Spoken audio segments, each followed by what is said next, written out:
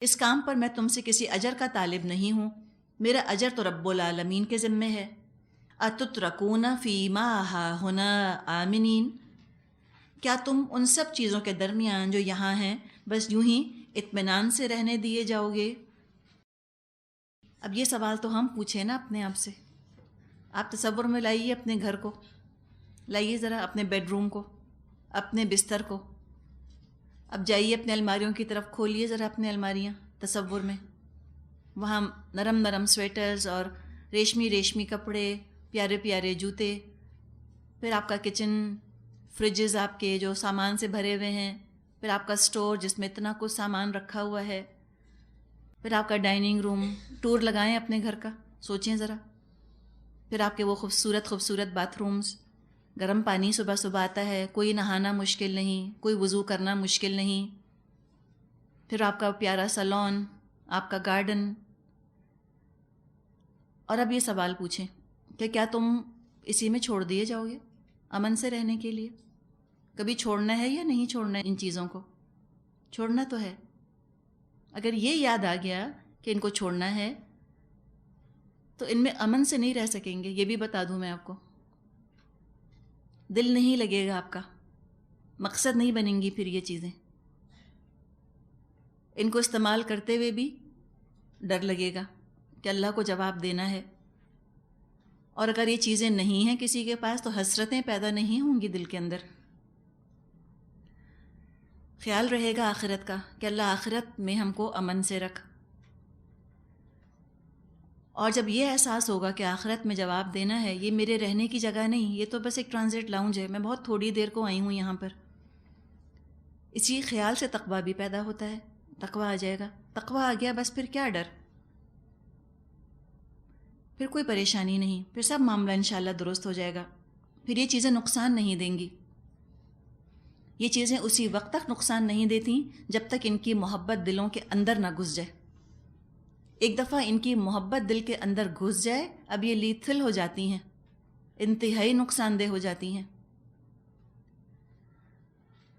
جیسے پیٹرول ہے، یقیناً پیٹرول گاڑی چلانے کے لیے تو بہت مفید ہے، اگر کوئی پیٹرول پی لے تو ہلاکت ہو جائے۔ ہیرا بہت اچھا ہے، ہیرا استعمال کر لے تو ٹھیک ہے، پہن لے، ہیرا کھا جائے تو مر جائے۔ تو بات یہی ہے، اس کو ان چیزوں کو، ان کی محبتوں کو اندر مت بسائیے، بس یہ جہاد ہے۔ ان کو ان کی لمٹ میں رکھیں، ان کی حد پہ رکھیں تو درست ہیں، نہ ان کی حسرت کیجئے۔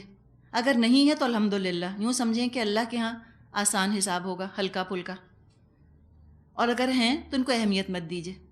ایک طرح سے ان چیزوں کی طرف سے انسان انڈیفرنس پیدا کرنے کی کوشش کرے، ہیں تو بھی ٹھیک ہے، نہیں ہے تو بھی ٹھیک ہے۔ جب دنیا کی طرف سے انڈیفرنٹ ہوگا تو قرآن کی دعوت اثر کرے گی، تو قرآن کے بارے میں بڑا حساس ہوگا۔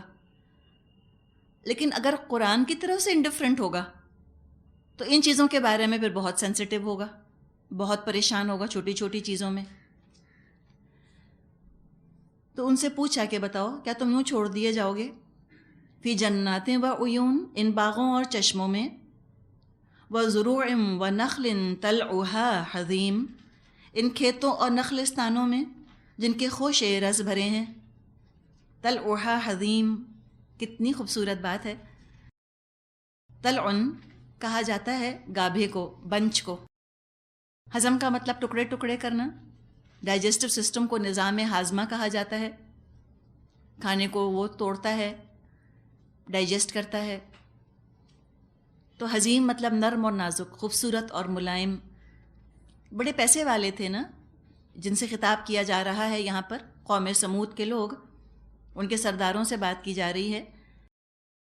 اور جیسے سردار ہوتے ہیں پھر عوام کا مزاج بھی عام طور پہ اسی بگاڑ کا شکار ہو جاتا ہے۔ عوام یا تو مظلوم ہوتی ہے یا عوام کے پاس طاقت آ جائے تو وہ ظالم بن جاتے ہیں۔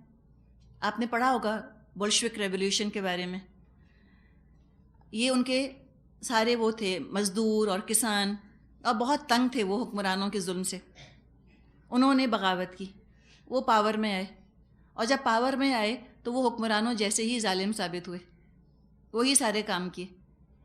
ان میں بھی ٹینڈنسی وہی تھی، دنیا سے محبت کی، مال حاصل کرنے کی۔ تو یہ پورے قوموں کا یہ حال ہو جاتا ہے.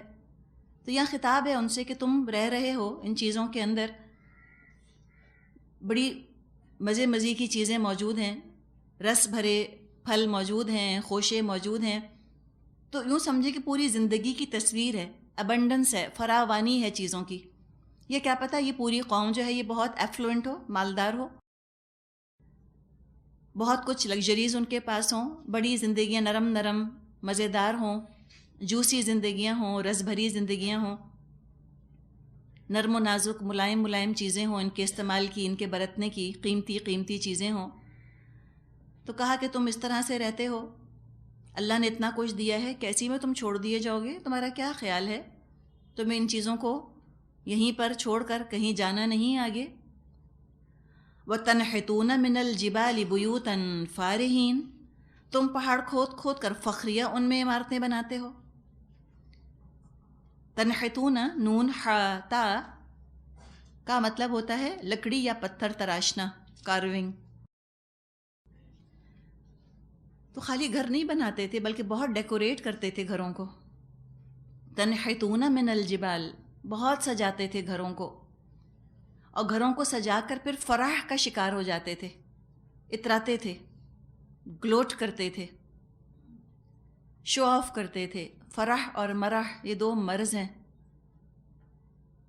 رویے ہیں دو طرح کے، اور یہ بطر کے نتیجے میں پیدا ہوتے ہیں. جب قوموں کے اندر بطر کا مرض آ جاتا ہے، دنیا جمع کرنے کا اور دنیا جمع کر کے بہت زیادہ خوش ہونے کا، ان کی خوشی کی انتہا نہیں رہتی جب وہ کوئی چیز خرید کر لاتے ہیں یا دنیا کی کوئی نعمت ان کو ملتی ہے. اور جب اتنے زیادہ خوش ہوتے ہیں تو پھر اتراتے بھی ہیں، پھر شو آف بھی کرتے ہیں، ڈسکشنز کرتے ہیں اس کے اوپر. تو اس رویے کو برا کہا گیا ہے، روکا گیا، یہ مت کرو. اس میں اتنے خوش ہونے کی ضرورت کیا ہے؟ گھر بناتے ہو فارہین، پھر شو آف کرتے ہو، پھر اتراتے ہو، بوسٹ کرتے ہو ان کے بارے میں. اتنی اللہ نے نعمتیں دی ہیں، اور نعمتوں کے اندر تم ایسے بے فکری سے رہ رہے ہو جیسے کوئی تمہارا حق ہے. اور جو اللہ کی دی ہوئی نعمتوں کو اپنا حق سمجھ کے لے لے تو انجام اس کا وہی ہوتا ہے جو ریشم کے کیڑے کا ہوتا ہے، ریشم میں گھٹ کر ختم ہو جاتا ہے. تو یہی تمہارے لیے عذاب بن جائیں گی. کیا جواب دو گے اللہ کو؟ کہا فاتقوا اللہ وَأَطِیعُونِی، اللہ سے ڈرو اور میری اطاعت کرو. وَلَا تُطِیعُوا أَمْرَ الْمُسْرِفِینَ، ان بے لگام لوگوں کی اطاعت نہ کرو. الَّذِینَ یُفْسِدُونَ فِی الْأَرْضِ وَلَا یُصْلِحُونَ، جو زمین میں فساد برپا کرتے ہیں اور کوئی اصلاح نہیں کرتے. یعنی نہ اپنی اصلاح کرتے ہیں، نہ زمین کے بگڑے نظام کی اصلاح کرتے ہیں. تو وَلَا تُطِیعُوا أَمْرَ الْمُسْرِفِینَ، دیکھیں فرح کے ساتھ اور بطر کے ساتھ اسراف تو لازمی ہے. جب اتنی دنیا جمع کریں گے تو ڈھیر مال بھی خرچ کریں گے. اور یہ کام کرتے ہیں اوپر کے کچھ ایلیٹس، اوپر کے کچھ پیسے والے. وہ اس طرح اسراف کرتے ہیں، تبذیر کرتے ہیں، دکھاوا کرتے ہیں، اور دنیا جمع کرنے کو کامیابی سمجھتے ہیں. معیار ہی کامیابی کا، معیار ہی عزت کا یہ بن جائے کہ کس کے پاس دنیاوی اعتبار سے کیا کچھ ہے، اس کے گھر میں کس ماڈل کے فریجز ہیں، یا کس ماڈل کی گاڑی، یا کون سا سیل فون، یا وہ کون سے برانڈ کی آئس کریم کھاتے ہیں. مثال کے طور پہ چوئنگم کے اندر بھی کمپٹیشن ہے، پینسلز کے اندر بھی، پینسل باکسز کے اندر بھی، جوتے کے اندر بھی، موزے کے اندر بھی، ہر چیز میں. اور اس کے لیے اپنی معیار زندگی کو بلند کرنے کے لیے چاہے قرض لینا پڑے، چاہے حرام کو حلال کرنا پڑے، کرتے ہیں اور جمع کرتے ہیں یہ سب اپنے پاس لا کر. اور یہ چند لوگ کرتے ہیں اوپر کے. تو یہاں پر ان کے رسول ان سے کہہ رہے ہیں کہ دیکھو تم اسراف کرنے والوں کے پیچھے مت چلو. اور اسراف کے اندر جب وہ بطر پہ اور اسراف پر آمادہ ہوتے ہیں، طرح طرح کی پھر رسمیں بھی ایجاد کرتے ہیں. اس میں بھی خوب بطر ہوتا ہے، خوب اسراف ہوتا ہے. بطر کی وجہ ہی سے تو رسمیں ایجاد کی جاتی ہیں، اور ان میں اسراف کرتے ہیں، پھر فرح کا شکار ہوتے ہیں، خوب اتراتے ہیں، خوب دکھاوا کرتے ہیں. تو یہ منع کر رہے ہیں عوام کو کہ تم دیکھو تطیعوا ولا تطیعوا امر المسرفین، ان لوگوں کی تم فرما برداری مت کرو، ان جیسے کام تم مت شروع کرو. یہ تو فساد مچا رہے ہیں. یہ تو دکھاوے کا مرض معاشرے کے اندر پیدا کر رہے ہیں، یہ تو بہت خرابی پیدا کر رہے ہیں، تم ان کی بات مت سنو۔ تو ان کی اطاعت سے روکا صالح علیہ السلام نے، اور اپنی اطاعت کی دعوت دی۔ شروع میں ہم نے پڑھا ہے نا کہ وہ اطیعونی، میری اطاعت کرو، رسول کی اطاعت کرو، ولا تطیعوا امر المسرفین، اسراف کرنے والوں کے طریقوں کی اطاعت مت کرو۔ ان دو چیزوں کو دیکھیں، اور آج اپنے معاشرے کے نقطہ نظر سے اگر ہم ان دو آیتوں پر عمل کرنا چاہیں تو ہمیں کیا کرنا ہوگا؟ اطیعونی، رسول کی اطاعت، اور ولا تطیعوا امر المسرفین، حد سے گزرنے والوں کی اطاعت نہ کیجیے۔ اس سے انشاءاللہ تعالی معاشرے کی اصلاح ہوگی۔ تو لفظ سنت کو زندہ کرنے کی ضرورت ہے۔ پہلے اس لفظ سنت کو سمجھیے۔ ہم ایک غلط لفظ استعمال کرتے ہیں جس سے کنفیوژن ہوتا ہے معاشرے میں۔ ہم کہتے ہیں سادگی، اس سادگی کے لفظ کو چھوڑ دیجئے۔ سادگی لفظ جو ہے نا، اس کو سمجھایا نہیں جا سکتا۔ سنت کو بڑی آسانی کے ساتھ سمجھایا جا سکتا ہے۔ کوئی سادگی کا پوچھے آپ سے کہ پریکٹیکلی بتاؤ سادگی کیا ہے، آپ نہ بتا سکیں۔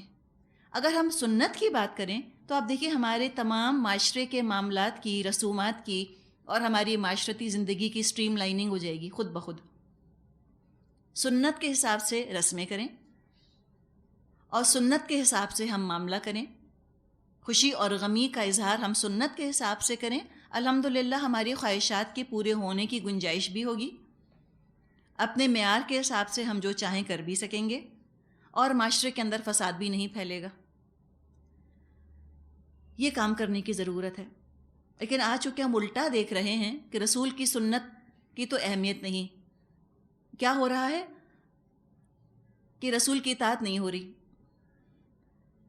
صاف انکار کر دیا گیا، اور اطاعت ہو رہی ہے اس معاشرے کے طبقے کی جو کہ بہت زیادہ اسراف کے اندر ملوث ہے۔ تو فساد تو پھیلے گا پھر معاشرے میں، جو ہم دیکھ رہے ہیں۔ اب جب یہ بات کہی صالح علیہ السلام نے، یہ تو قوم کو ہضم نہ ہوئی، اچھی نہ لگی۔ قالو، بولے، انما انت من المسحرین، تو محض ایک سحر زدہ آدمی ہے۔ مسحر، بالکل ہی تو لگتا ہے کہ کسی جادو کا شکار ہو گیا۔ باتیں اچھی نہ لگیں۔ جیسے آج کوئی کہے کہ are you crazy, are you mad، تمہارا دماغ چل گیا، تم کہتے ہو یہ مت کرو وہ مت کرو۔ جو ایلیٹس کر رہے ہیں وہی تو ہمیں کرنا ہے، ورنہ ہم معاشرے میں مقام کیا پائیں گے؟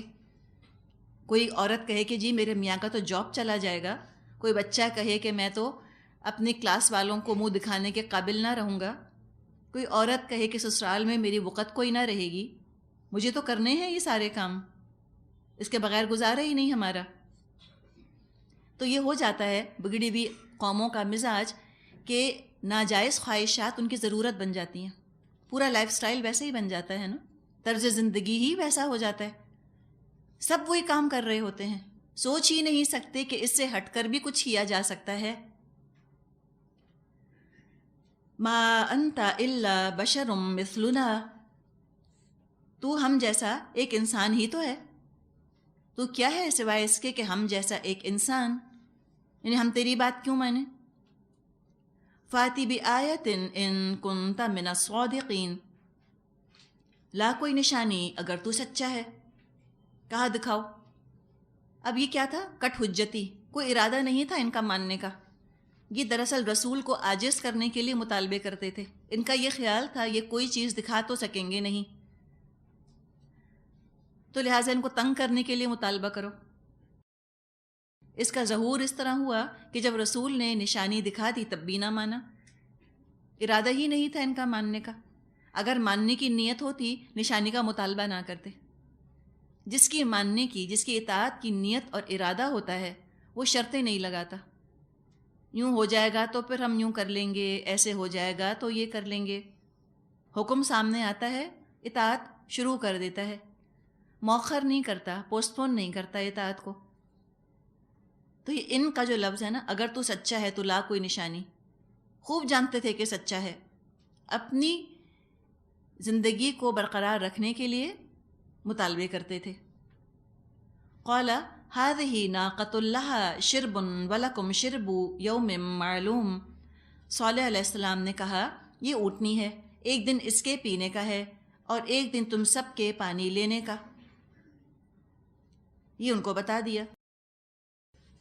شربن شین کے نیچے زیر آئے مطلب ہوتا ہے پینے کی باری، اور شرب کا مطلب ہوتا ہے پینا، پانی پینا. فرمایا وَلَا تَمَسُّوهَا بِسُوءٍ فَيَأْخُذَكُمْ عَذَابُ يَوْمٍ عَظِيمٍ. اس کو ہرگز مت چھیڑنا ورنہ ایک بڑے دن کا عذاب تم کو آ لے گا. روایات میں آتا ہے کچھ دن تو ڈرے رہے قوم سمود کے لوگ. معجزے کے طور پہ اچانک وہ اونٹنی پہاڑی میں سے نکل کر آ گئی تھی تو ڈر تو لگا کچھ دن، پھر یوز ٹو ہو گئے. فَعَقَرُوهَا مگر انہوں نے اس کی کونچیں کاٹ دیں.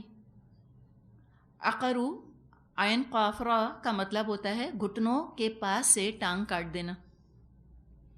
اونٹنی کی ٹانگیں کاٹ دیں، یعنی پورے ڈیفائنس کے ساتھ، پوری بغاوت کے ساتھ رسول کی نافرمانی کی. فَأَصْبَحُوا نَادِمِينَ اور آخر کار پچھتاتے رہ گئے، اپنا ہی برا کیا، اپنی ہی شامت بلائی. فَأَخَذَهُمُ الْعَذَابُ عذاب نے ان کو آ لیا. جتنا آسان ان کے لیے تھا اونٹنی کی ٹانگیں کاٹنا، اس سے کہیں زیادہ آسان اللہ کے لیے تھا ان پر عذاب بھیج دینا. جب ان کو اللہ کا لحاظ نہیں تو اللہ کیوں ان کا لحاظ کرے؟ اللہ نے تو رول بتا دیا ہے، اوفو بعہدی اوفی بعہدکم. تم مجھ سے جو عہد کیا ہے اس کو پورا کرو، میں اپنا عہد تم سے پورا کروں گا. تو یہ تو بائی لیٹرل معاہدہ ہے اللہ سے. اگر امن چاہیے اللہ سے، اللہ کے عذاب سے بچنا چاہتے ہو، امن میں رہنا چاہتے ہو تو ایمان لاؤ. ایمان کے بغیر اللہ کے عذاب سے نہیں بچ سکو گے. تو وہ ایمان نہ لائے تو فَأَخَذَهُمُ الْعَذَابُ تو عذاب نے ان کو پکڑ لیا. إِنَّ فِي ذَلِكَ لَآيَةً یقیناً اس میں ایک نشانی ہے. وَمَا كَانَ أَكْثَرُهُم مُؤْمِنِينَ مگر ان میں سے اکثر ماننے والے نہیں. وَإِنَّ رَبَّكَ لَهُوَ الْعَزِيزُ الرَّحِيمُ اور حقیقت یہ ہے کہ تیرا رب زبردست بھی ہے اور رحیم بھی. اگر یہ اللہ سے اس کا رحم مانگتے اللہ ضرور ان کو پناہ دیتا. اتنے تکبر کرنے والے، اتنے مغرور، اللہ سے مانگنا بھی نہ چاہا، ایسے بے نیاز ہو گئے رب سے تو بن مانگے تو پھر عذاب ہی آتا ہے. اللہ کی پکڑ، اللہ کی قدرت کا مزہ انہوں نے چکھ لیا. رکوع نمبر 9 آیت نمبر 160 160. کذبت قوم لوط المرسلین لوط علیہ السلام کی قوم نے رسولوں کو جھٹلایا. اذ قال لهم اخوهم لوط الا تتقون جبکہ ان کے بھائی لوط علیہ السلام نے ان سے کہا تھا کیا تم ڈرتے نہیں، کیا تم اللہ کا تقوی نہیں کرتے. انی لکم رسول امین میں تمہارے لیے ایک امانت دار رسول ہوں. اگر تم تقوی بھول گئے ہو، یاد نہیں رہا، ذہنوں سے اوجھل ہو گیا ہے تو چلو کوئی بات نہیں، میں اللہ کا رسول ہوں، اللہ نے مجھ کو اپنا پیغام دے کر بھیجا ہے تو میری بات مان لو، انشاءاللہ تعالیٰ تم کو بھولا ہوا تقوی، بھولا ہوا سبق یاد آ جائے گا. فاتقوا اللہ واطیعونی لہٰذا تم اللہ سے ڈرو اور میری اطاعت کرو. وما اسألکم علیہ من اجر میں اس کام پر تم سے کسی اجر کا طالب نہیں ہوں. ان اجریہ الا علی رب العالمین میرا اجر تو رب العالمین کے ذمے ہے. یہاں تک تو پیغام وہی کا وہی ہے جو کہ باقی رسولوں کا تھا. اب آگے مرض کے لحاظ سے بات کی جا رہی ہے. مختلف قوموں کے اندر مختلف امراض پیدا ہوئے. ابھی تک جن قوموں کی بات کی گئی ان کے معاشی امراض کا تذکرہ تھا. کوئی فائنینشیل irregularities تھی ان کے ہاں، جہاں پیسہ خرچ نہیں کرنا چاہیے تھا وہاں خرچ کر رہے تھے، تو وہ ان کو سمجھایا گیا، بتایا گیا. قوم لوط ان کے اندر جنسی بے راہ روی پیدا ہوئی، سیکشل انارکی کا یہ شکار ہوئے. تب ان کے مرض کی بات کی جا رہی ہے. اتاتون ذکران من العالمین وتذرون ما خلق لکم ربکم من ازواجکم بل انتم قوم عادون کیا تم دنیا کی مخلوق میں سے مردوں کے پاس جاتے ہو اور تمہاری بیویوں میں تمہارے رب نے جو کچھ تمہارے لیے پیدا کیا ہے اس کو چھوڑ دیتے ہو؟ بلکہ تم لوگ تو حد سے ہی گزر گئے ہو۔ من العالمین سے یوں محسوس ہوتا ہے کہ جیسے قوم لوط پہلی قوم تھی دنیا میں جس نے یہ بد کام شروع کیا، ہم جنس پرستی شروع کری۔ فرمایا تم تو حد سے گزرے ہوئے لوگ ہو۔ یہاں رک کر تھوڑی سی ہم بات اگر کریں اس موضوع پر تو دیکھیں انسانوں میں بہت سی کمزوریاں ہیں جن کو آپ جینیٹک کہہ لیں، نیچرل کہہ لیں، چاہے فطرت کی طرف سے آئی ہیں، چاہے جبلت کی طرف سے آئی ہیں، کسی بھی طرف سے آئی ہوں۔ انسان پیسے کے لیے جھوٹ بھی بول لیتا ہے، چوری بھی کر لیتا ہے، انسان کو غصہ آتا ہے قتل کر لیتا ہے، اس کا جنسی جذبہ بے قابو ہوتا ہے، ہو سکتا ہے وہ زنا کر بیٹھے۔ یہ بھی بڑے بڑے گناہ ہیں، چھوٹے گناہ نہیں۔ لیکن ایک یوں سمجھیں کہ اگر ہم ایک ایکسکیوز بنائیں اس کے لیے تو ایکسکیوز یہ ہے کہ کوئی انسان کے اندر جذبہ تھا جو بے قابو ہو گیا، حد سے گزر گیا، اور حد سے گزرنے کی وجہ سے وہ کسی جرم یا گناہ کی شکل اختیار کر گیا۔ قابیل سے بھی قتل ہو گیا، غصے کی وجہ سے ہی ہوا، حسد کی وجہ سے ہوا۔ ابھی تو آدم علیہ السلام نئے نئے دنیا میں آئے تھے، ایک خطا آدم علیہ السلام سے ہو گئی، وہ پھل ان کو بہت اٹریکٹ کر گیا، درخت بہت ان کو اچھا لگ گیا، اس کا پھل انہوں نے کھا لیا۔ غذا انسان کی ضرورت ہے، ہو سکتا ہے اپنی ضرورت کے حصول میں وہ تھوڑا سا حد سے آگے نکل جائے۔ تو یہ چیزیں سمجھ میں آنے والی ہیں کہ کوئی قتل کیوں کرتا ہے، کوئی چوری کیوں کرتا ہے، کوئی زنا کیوں کرتا ہے۔ یہ بات انسان سمجھ لیتا ہے کہ اچھا یہ اس کا موٹیو ہوگا۔ یعنی انسان کی جینز جو ہیں، جو اللہ تعالیٰ نے انسان کا جینیٹک میک اپ بنایا ہے، اس میں ان چیزوں کی محبت موجود ہے، اور ان سے بعض دفعہ مغلوب ہو جاتا ہے تو قصور کر بیٹھتا ہے۔ اچھی بات تو نہیں ہے لیکن چلو سمجھ میں آتا ہے۔ لیکن یہ عمل جو قوم لوط نے شروع کیا، یہ نہ فطرت کا تقاضا، نہ جبلت کا تقاضا، نہ انسان کے کسی جذبے کی یہ بگڑی ہوئی شکل ہے، کچھ بھی نہیں۔ یہ تو عجیب نرالی چیز، بالکل عجیب و غریب چیز، انتہائی گندی اور انتہائی بری۔ اگر انسان کی جینز کے اندر اس کا کوئی دائیا پایا جاتا تو قوم لوط سے پہلے کسی نے کیا ہوتا یہ کام۔ جیسے کہ چوری، قتل، زنا چلتے چلے آ رہے ہیں انسان کے ساتھ ساتھ، جب سے انسان دنیا میں آیا ان کاموں کا ارتکاب اس سے ہوتا رہا، ان گناہوں کا، غلطیوں کا ارتکاب ہوتا رہا۔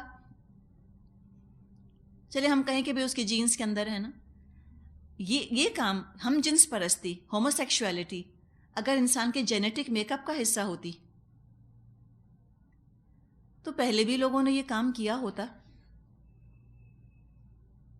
اس کا مطلب ہے کہ آج جو کہا جاتا ہے کہ انسان کی جینز کے اندر اس چیز کی طلب موجود ہے، فطری طور پہ بعض لوگ جو ہیں وہ ہم جنس پرست پیدا ہی ہوتے ہیں، ان کا اپنا قصور کوئی نہیں، وہ مجبور ہیں، یہ بات غلط ہے، درست نہیں۔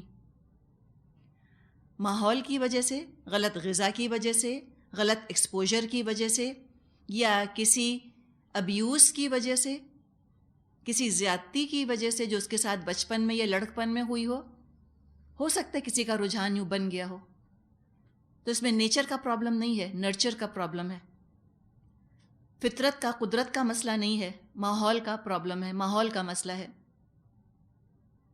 اگر اب ماحول خراب ملنے کی وجہ سے کسی کے اندر اگر یہ خرابی آ گئی ہے تو اس کو ایک ڈیویشن کی طرح ٹریٹ کرنا چاہیے، بیماری کی طرح اس کو ٹریٹ کرنا چاہیے، اور اس کے علاج کی فکر کرنی چاہیے۔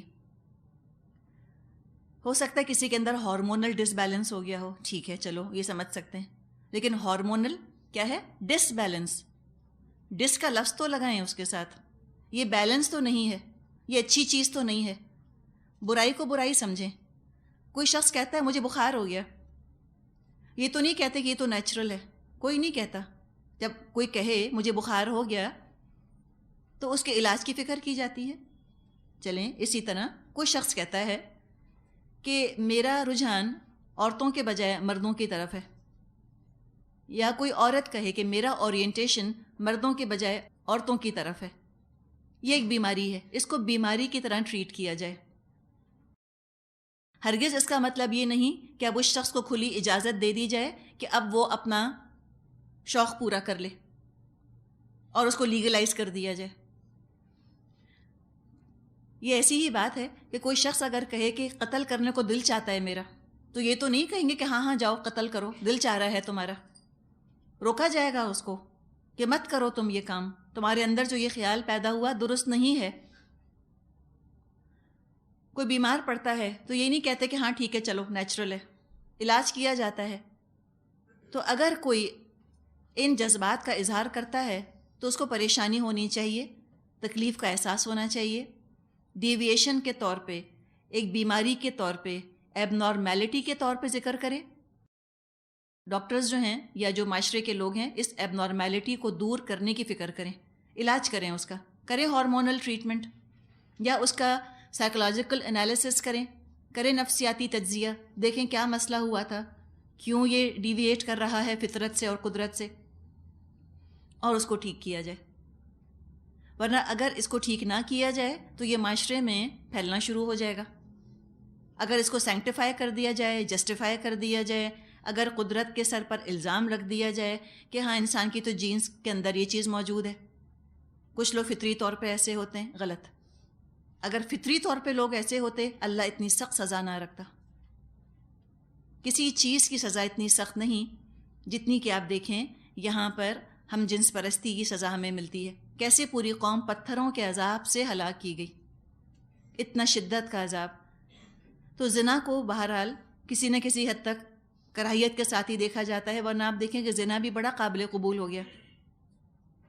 ہمارے معاشرے میں، دنیا میں جو صورتحال اس وقت ہے، مانیٹری جو ڈیویشنز ہیں کم از کم ان کو برا تو سمجھتے ہیں.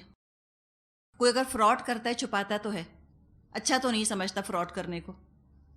تو کچھ چیزوں میں پیسے کے معاملے میں ہم دیکھتے ہیں کہ لوگ حساس ہیں کسی نہ کسی حد تک. حالانکہ سود کو انہوں نے حلال کر لیا ہے لیکن رشوت کو نہیں کیا، اسمگلنگ کو نہیں کیا، فراڈ کو حلال نہیں کیا، جائز نہیں قرار دیا. سود کی حد تک انہوں نے اس کو حلال قرار دے دیا ہے. لیکن جہاں تک ہم جنسی معاملات دیکھتے ہیں اس میں تو دنیا بالکل حد سے گزر گئی ہے. زنا کو بھی جائز قرار دے دیا، ہم جنس پرستی کو بھی اس کی بھی اجازت دے دی. اب 2 مرد بھی دوسرے سے شادیاں کر سکتے ہیں اور 2 عورتیں بھی شادیاں کر سکتی ہیں. پھر ان کو جشن منانے کے لیے موقع دیے جاتے ہیں، ان سے کہا جاتا ہے come out in the open, آ جاؤ، تم آ کے بتاؤ لوگوں کو، تم مت ڈرو. لگتا ہے جیسے کوئی بہت مظلوم طبقہ ہے کسی معاشرے کا. اس طرح سے ان چیزوں کو جب خوبصورتی کے ساتھ پیش کیا جاتا ہے تو پھر اس چیز کی حوصلہ افزائی ہوتی ہے، بیماری نہیں لگتی. تو یہ بہرحال تھوڑا سا لوگوں کو سوچنے کی ضرورت ہے کہ قرآن میں اور قرآن سے پہلے بائبل میں بھی شدت کی مذمت کی گئی ہے اس کام کی، اس عمل کی. اور ان کا پورا پریشر ہے آج کل کرسچنز کا اپنے چرچ پر اور اپنے پوپ پر کہ وہ کسی طرح ہومو سیکشولیٹی کو جائز قرار دے دیں. لیکن چلیں ان کو کریڈٹ دینا چاہیے کہ وہ اس بات کی اجازت نہیں دے رہے. چرچ نے بھی سختی کے ساتھ اس پہ سٹینڈ لیا ہوا ہے. یہ وہ نقطہ ہے جس پر کہ تینوں مذاہب مشترک ہو گئے ہیں، کامن کاز ان کا بن گیا ہے. تو اس کی بھی اویئرنیس پھیلانے کی ضرورت ہے. لیکن مسئلہ کیا ہے کہ اویئرنیس کے نام پر مزید حوصلہ افزائی کی جا رہی ہے.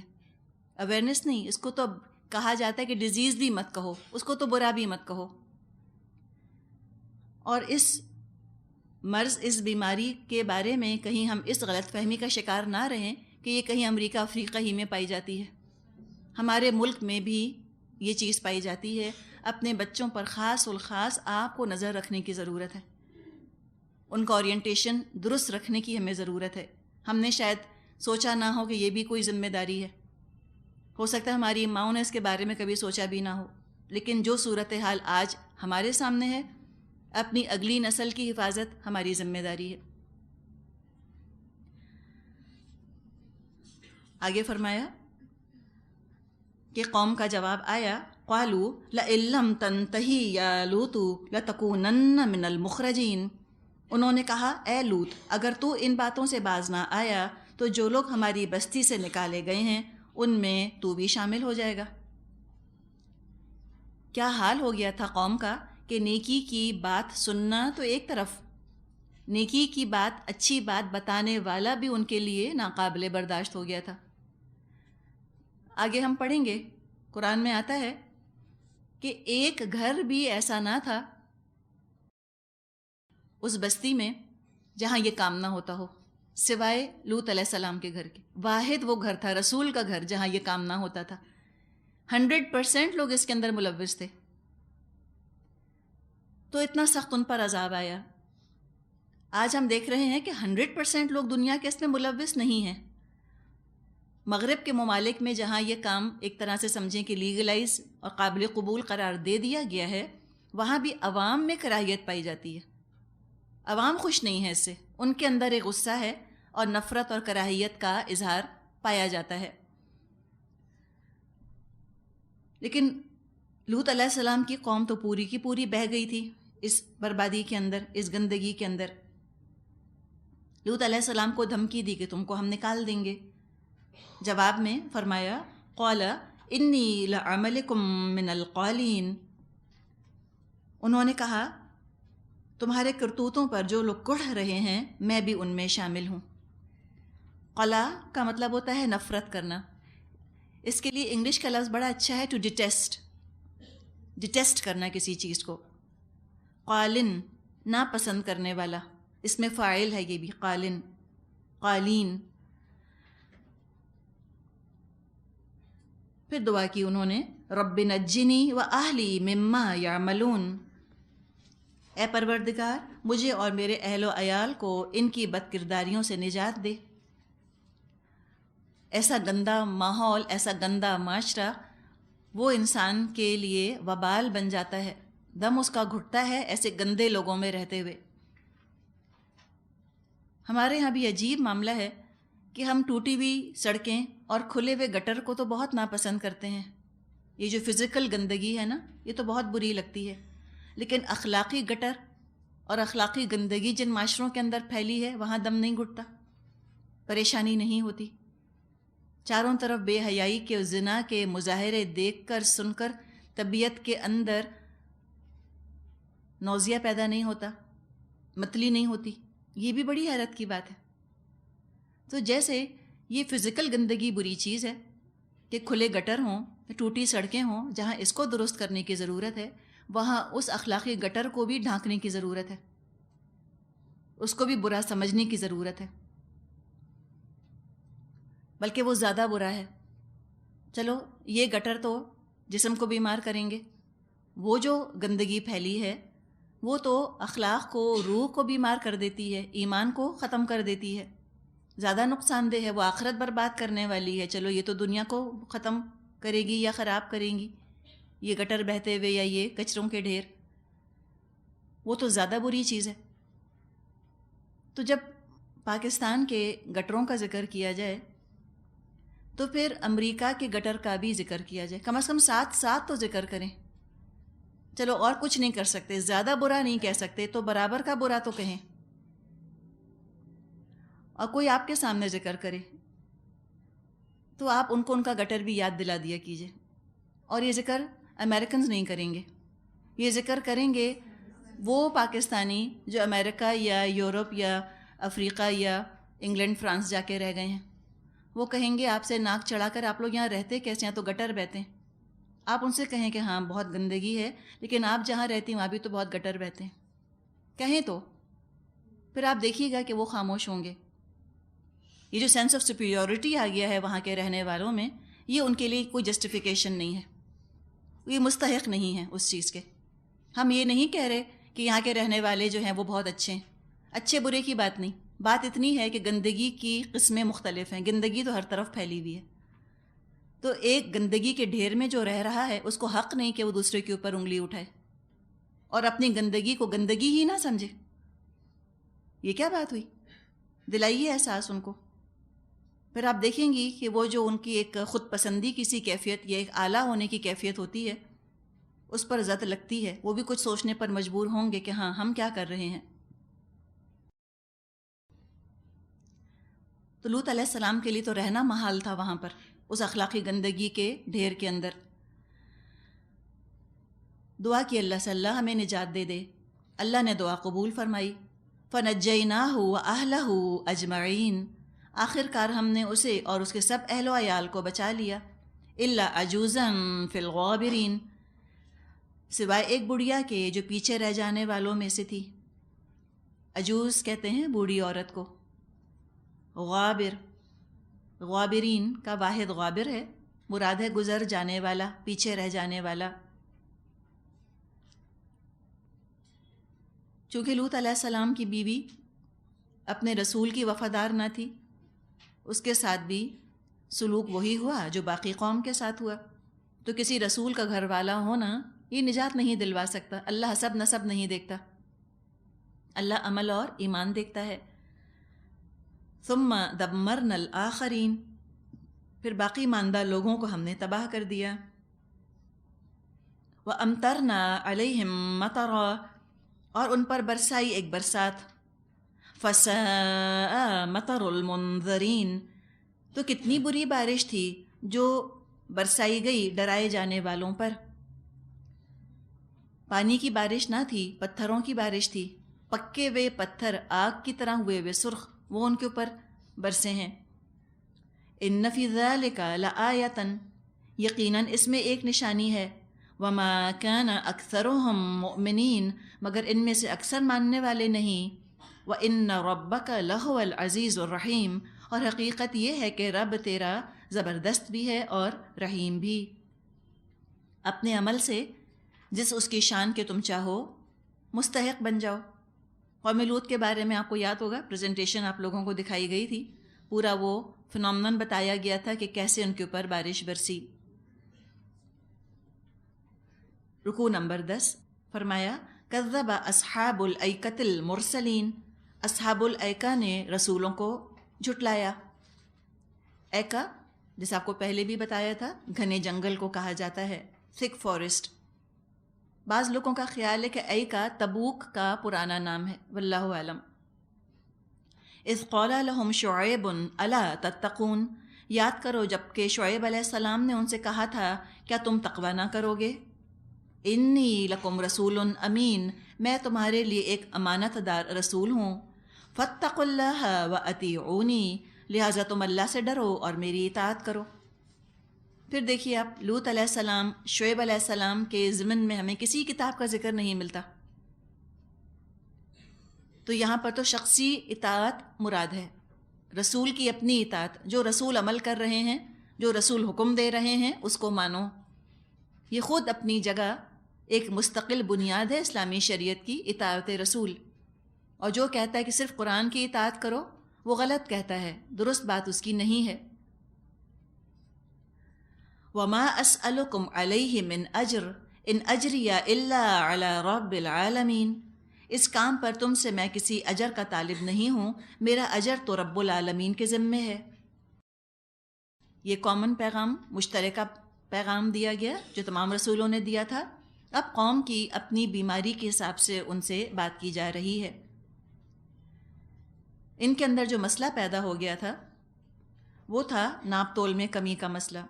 شعیب علیہ السلام کی قوم میں یہ مسئلہ تھا، تو انہوں نے فرمایا اوفوا الکیل ولا تکونوا من المخسرین، پیمانے ٹھیک بھرو اور کسی کو گھاٹا نہ دو۔ اور زنو، تم تولو بالقسطاس المستقیم، صحیح ترازو کے ساتھ تولا کرو۔ قسطاس اس کا مادہ قاف سین اور طا سین اس کا مادہ ہے، ربائی ہے۔ کچھ لوگوں کا خیال ہے کہ یہ یونانی لفظ ہے، گریک ورڈ ہے، کسٹاس سے یہ لفظ بنا ہے اور پھر وہاں سے یہ عربی میں آ کر شامل ہو گیا۔ مراد ہے ترازو، یا کچھ لوگوں نے کہا کہ نہیں، یہ عربی لفظی ہے، قسط سے لفظ بنا ہے۔ قسط کا مطلب ہوتا ہے عدل، انصاف۔ قسطاس ترازو، تولنے والا آلہ، تو سیدھی ڈنڈی کے ساتھ تولو، یعنی ہاتھ کی جنبش سے لوگوں کو تم گھاٹا نہ دو. وَلَا تَبْخَسُوا النَّاسَ أَشْيَاءَهُمْ وَلَا تَعْثَوْا فِي الْأَرْضِ مُفْسِدِينَ. اور لوگوں کو ان کی چیزیں کم نہ دو، زمین میں فساد نہ پھیلاتے پھرو. ساری باتیں ان کو بتائی گئیں. بخس کا مطلب ہوتا ہے کم کرنا. ناپ میں کمی مت کرو، یہ مطلب بھی ہو سکتا ہے کم تول کے مت دو. دوسرے مطلب یہ بھی ہو سکتا ہے کہ آرٹیفیشل شارٹیج مت پیدا کرو. لوگوں کی ضروریات کی چیزوں کو اس طرح تم چھپا کے مت رکھو کہ مارکیٹ کے اندر کمی پیدا ہو جائے، لوگوں میں طلب بڑھ جائے، عام ضروریات کی چیزوں کی وہ زیادہ قیمت دینے پر راضی ہو جائیں، پھر تم مارکیٹ میں اپنا مال لے کر آؤ تاکہ عام اشیاء کی تم قیمت بہت زیادہ وصول کرو. تو پھر آپ دیکھیں یہاں پر فائنانس کے اصول بتائے جا رہے ہیں. دین صرف نماز روزے کا نام تو نہیں ہے. ٹریڈ اینڈ فائنانس کے اصول بھی دین کے مطابق ہونے چاہیے. تبھی جو ہے وہ دین بڑے بڑے شہروں میں آیا، رسول بڑے بڑے شہروں میں بھیجے گئے. ورنہ صرف نماز روزہ کرانا ہوتا، اللہ اللہ کرانا ہوتا، کسی ریموٹ ولیجز کے اندر، دور دراز کے گاؤں کے اندر، بستیوں میں رسول بھیج دیے جاتے. القریٰ کے اندر بستیوں کی ماں میں جو بھیجا جاتا تھا رسولوں کو، وجہ یہی تھی کہ وہاں حسل بسل، ٹریڈ، فائنانس، رونق ہوتی تھی، معاملے ہو رہے ہوتے تھے. پوری زندگی کو اللہ کے بتائے ہوئے احکامات کے دائرے کے اندر لے کر آنا، یہی تو مقصد ہے دین کا. تو سیکولر کیسے ہو سکتا ہے کوئی مسلمان؟ کوئی تقسیم ہی نہیں سیکولر سیکرٹ کی، سبھی کچھ سیکرٹ ہے. اللہ تعالیٰ کے رسول صلی اللہ علیہ وسلم نے فرمایا الکاسب حبیب اللہ، جائز کمائی کرنے والا اللہ کا محبوب ہے. اور کتنے اللہ کے رسول ہیں جنہوں نے کہ تجارت کی، تو انہوں نے کہا کہ تم اس طرح ڈنڈیاں مت مارو، ناپ تول میں کمی مت کرو، فساد مت پھیلاؤ.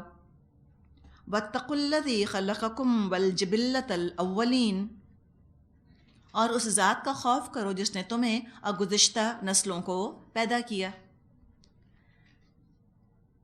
جبلا یجبلو کا لفظی مطلب ہوتا ہے پیدا کرنا، ٹو کریٹ. اسی سے لفظ جبلت بنا ہے، انسٹنکٹس انسان کی. یہ جبلت بھی انسانوں کی اللہ نے بنائی. تو جبلت الگ ہے، انسٹنکٹس، اور فطرت الگ چیز ہے. نیچر الگ ہے، انسٹنکٹس الگ ہیں. اور حقیقت ہے کہ عظیم اکثریت انسانوں کی بس جبلت ہی پر فوکس کر کے رہتی ہے، اسی پر اپنی توجہ کو مرکوز کر کے رکھتی ہے، اور فطرت کو ثانوی حیثیت میں رکھا جاتا ہے، اہمیت ترجیح نہیں دی جاتی. اسی سے پھر بگاڑ پیدا ہوتا ہے. اب یہ قوم جو تھی وہ بھی فطرت کے تقاضوں سے غافل ہو چکی تھی. شعیب علیہ السلام کی بات ان کو سمجھ میں نہ آئی. قالوا انما انت من المسحرین وما انت الا بشر مثلنا وان نظنک لمن الکاذبین. انہوں نے کہا تو محض ایک سحر زدہ آدمی ہے، اور تو کچھ نہیں مگر ایک انسان ہم ہی جیسا، اور ہم تو تجھ کو بالکل ہی جھوٹا سمجھتے ہیں. آپ دیکھیں جو اس طرح بہت زیادہ مٹیریلسٹک ہو جاتے ہیں نا، وہ بدتمیز بھی بہت ہو جاتے ہیں، روڈ. جیسے آج کل ہم دیکھ رہے ہیں، روڈنس کو کانفیڈنس کا نام دے دیا، صاف گوئی کا نام دے دیا. بعض لوگ کہتے ہیں ہم تو صاف صاف ان کے سامنے یہ کہہ سکتے ہیں، اور کسی کی عزت اتار کر اس کے ہاتھ میں دے بھی دیتے ہیں. نہ افسوس نہ شرمندگی، صاف گوئی کی دلیل، صاف گوئی کی علامت سمجھتے ہیں، یا اپنے ایماندار ہونے کی علامت سمجھتے ہیں، یا اعتماد کی نشانی سمجھا جاتا ہے اس بات کو. یہ آتا ہی اس وقت ہے جب ادب ختم ہو جائے، اور ادب کا تعلق تو فطرت سے. جانور ادب نہیں کرتے ایک دوسرے کا، انسان ادب کرتے ہیں بڑوں کا. لحاظ انسانوں کے اندر ہوتا ہے، تمیز انسانوں میں ہوتی ہے، اور یہ اخلاق کا تقاضا ہے. اخلاقی حس جب رہتی ہے، جب مورل ایتھکس موجود رہتے ہیں، تب ان چیزوں کا احساس ہوتا ہے انسان کو. اور جیسے جیسے انسان فطرت سے دور ہٹتا چلا جاتا ہے، ان چیزوں کا احساس ختم ہوتا چلا جاتا ہے. نہ مروت رہتی ہے، نہ لحاظ رہتا ہے، نہ تمیز اور نہ ادب. ہر چیز جو ہے وہ سیکولرزم کی بھیٹ چڑھ جاتی ہے. کوئی سیکرڈ نہیں رہتا، جس سے چاہیں زبان چلائیں، جس کا چاہیں مذاق اڑائیں. نہ والدین کا ادب رہتا ہے، نہ رسولوں کا ادب رہتا ہے، اور نہ اللہ کا ادب رہتا ہے. تو یہ لوگ ایسے ہی تھے، فطرت ان کی بالکل ختم ہو چکی تھی، اور فطرت سے بالکل دور ہٹ چکے تھے، فطرت کو زندہ کرنے میں انٹرسٹڈ بھی نہیں تھے.